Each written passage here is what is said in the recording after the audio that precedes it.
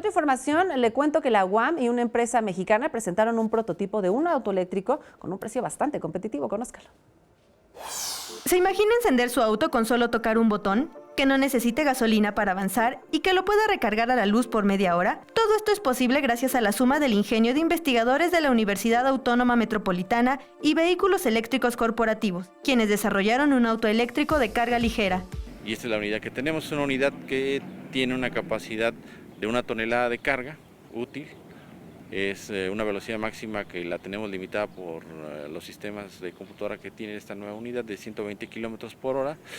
Y la velocidad crucero pues puede estar desde el rango de los 40 a los 80 kilómetros sin ningún problema. Esta distancia es posible gracias a sus baterías de 220 voltios, las cuales son de primera generación. Tenemos baterías de ion de litio con titanato, que son baterías que duran 30.000 ciclos de vida y no las 6.000 que nos están ofreciendo los fabricantes actuales de vehículos. Es un vehículo que se recarga en media hora. Cuenta con un motor de propulsión eléctrica. Es de dirección asistida, ya que el manejar un vehículo de carga es pesado y se necesita de esta ayuda.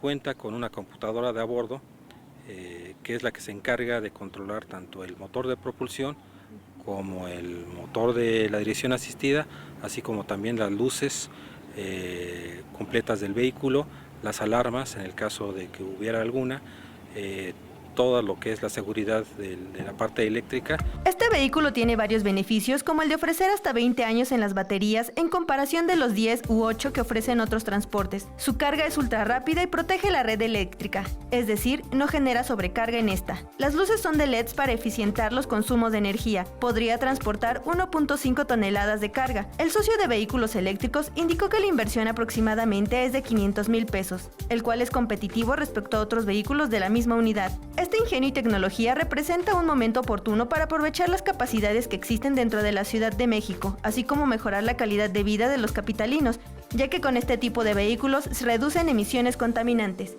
Con imágenes de Andrés Brito, Mariana Sánchez, 21 Noticias.